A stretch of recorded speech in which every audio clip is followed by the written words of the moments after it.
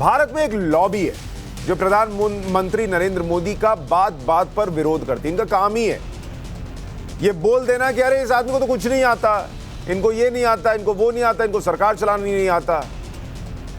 और ये 8 साल से कर रहे हैं। प्रधानमंत्री मोदी की नीतियों पर सवाल उठाए जाते हैं। पिछले 8 साल में पीएम मोदी के विदेश दौरे के खर्चे को लेकर सवाल उठाया। वो किस तरीके का सूट पहनते हैं, क्या कपड़ा पहनते हैं, इस पर बयानबाजी हो गई। फोटोशूट पर सवाल उठाया। पीएम मोदी के विदेश दौरे के मार्केटिंग और मैनेजमेंट बताया गया उस दौरे को कि अरे ये तो इवेंट करते हैं, विदेश दौरे पर जाते हैं तो इन्हें तो विदेश नीति क्या होती है ये पता ही नहीं।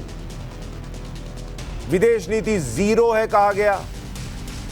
लेकिन आज मोदी विरोधी ज्ञानियों के पास जवाब देने के लिए कुछ बचा नहीं।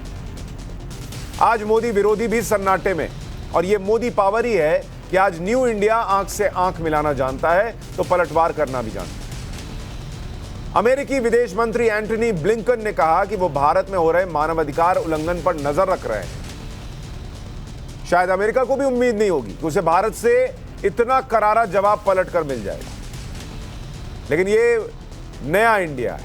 विदेश मंत्री एस जयशंकर ने अमेरिका की धरती पर रहकर अमेरिका को करारा जवाब दिया। जयशंकर के जवाब को अमेरिका ने चुपचाप सुना तो भारत में मोदी विरोधी गैंग सन्नाटे में आ गया। पहले विदेश मंत्री एस जयशंकर ने कैसे अमेरिका को जवाब दिया, भारत ने कैसे जवाब दिया, एक बार सुनिए। Human rights issue. No, we did not discuss human rights during this meeting. People are entitled to have views about us. But we are also equally entitled to have views about their views and about the interests and the lobbies and the vote banks which drive that.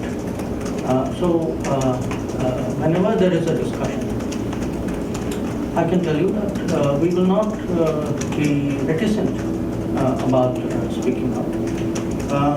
I would also, just so that I round off that point, tell you that we also have views on other people's human rights situation, including that of the United States. So we take up human rights issues when they arise in this country. यानी America जब ये कोशिश कर रहा था कि कैसे भारत को रूस यूक्रेन के युद्ध के मामले में अपने पक्ष में लाया जा सके और रूस के खिलाफ खड़ा किया जा सके, वो जब नहीं हो पाया तो उसने आखिरी हथियार के तौर पर यह कह दिया था कि हम भारत में मानवाधिकार को लेकर जो हो रहा है उस पर नजर रख रहे हैं। ये वो भारत थोड़ी चुप के सुन के चुप रह जाएगा। विदेश मंत्री को आपने सुना, वो कह रहे हैं हम भी देख रहे हैं अमेरिका में क्या मानवाधिकार को लेकर होता है, उस पर हमारी नजर है और सबकी अपनी राय हो सकती है, तुम भी रखो हम भी रख रहे हैं। अब मोदी पर सवाल उठाने वाले ज्ञानी आज कुछ बोलेंगे। कितने देश ऐसे इस वक्त दुनिया में हैं जो अमेरिका को पलट कर यह जवाब दे सकते हैं कि अपने काम से काम रखो, तुम हमको देख रहे हो हम भी तुमको देख रहे हैं, तुम करते क्या हो। विरोधी नरेंद्र मोदी की हर बात पर सवाल उठाते रहे, मोदी अपना काम करते हैं। यह मोदी का न्यू इंडिया है कि आज भारत अमेरिका को भी पलटकर जवाब दे रहा है। किसी भी संकट में पीएम मोदी देश ही नहीं दुनिया को उबारने के लिए सबसे आगे रहे।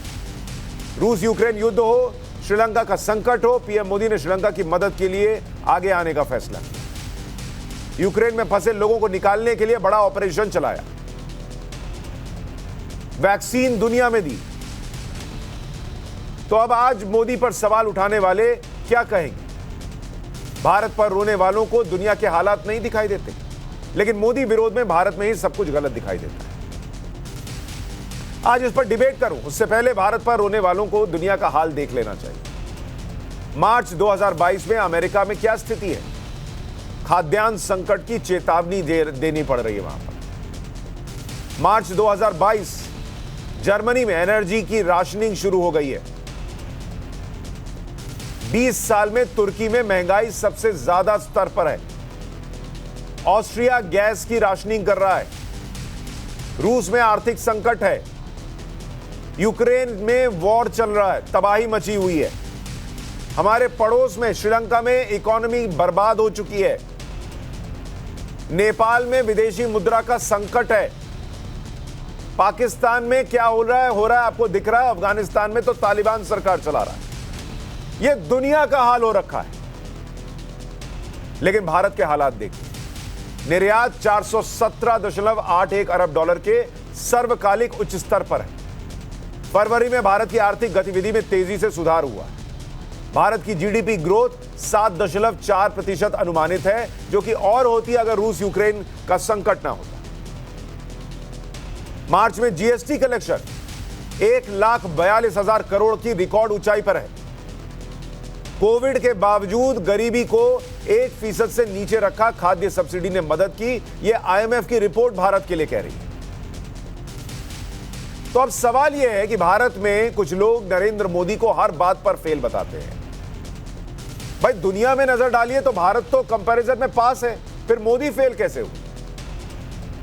इसका जवाब विरोधियों के पास है। विदेश मंत्री के अमेरिका को दिए जवाब में तमाम लोगों ने तारीफ की, लेकिन विपक्ष के मुंह से तो एक शब्द नहीं निकला। दुनिया के तमाम नेताओं ने मोदी की नीतियों की तारीफ की, यहां तक कि पाकिस्तान के पूर्व पीएम इमरान खान ने भारत की विदेश नीति की तारीफ की। इमरान खान ने बोला कि किसी की हिम्मत नहीं आज भारत को बोल दे कि तुम ऐसा करो, तुम वैसा करो। खबरों के पीछे की खबर पहुंचाते हैं हम, आपकी आवाज को मुद्दा बनाते हैं हम।